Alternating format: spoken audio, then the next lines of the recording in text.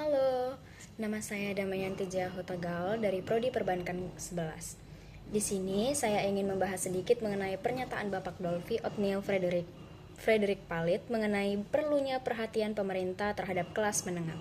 Tentu, makasih Mbak Ana atas kesempatannya. Ini satu topik yang saya yakin sangat menarik gitu ya, karena memang ini salah satu isu yang teraktual tuh di ekonomi. Hal ini berkaitan dengan kedua aspek ekonomi, tapi saya akan membahas mengenai ekonomi mikro. Dalam rapat kerja Komisi 11 DPR Republik Indonesia pada tanggal 28 Agustus 2024, Pak Dolphy menyatakan bahwa ketidakstabilan pada kelas menengah dapat berdampak negatif pada perekonomian secara keseluruhan. Mengapa?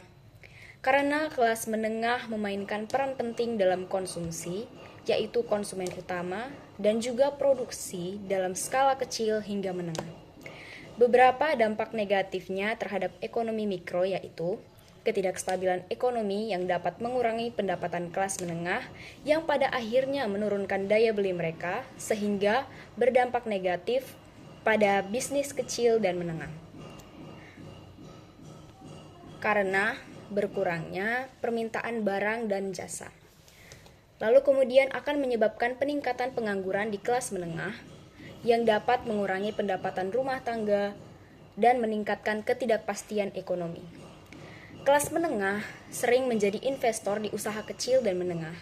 Adanya ketidakstabilan ini pastinya dapat mengurangi kemampuan mereka dalam berinvestasi.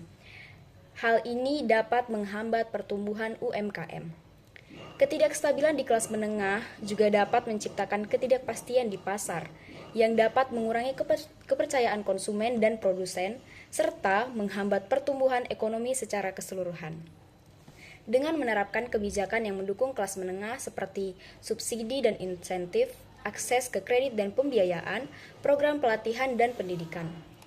Diharapkan dapat meningkatkan daya beli, mendorong investasi dalam usaha kecil dan menengah atau UMKM, serta menciptakan lapangan kerja.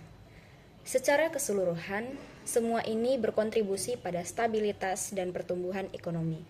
Sekian dari saya, terima kasih.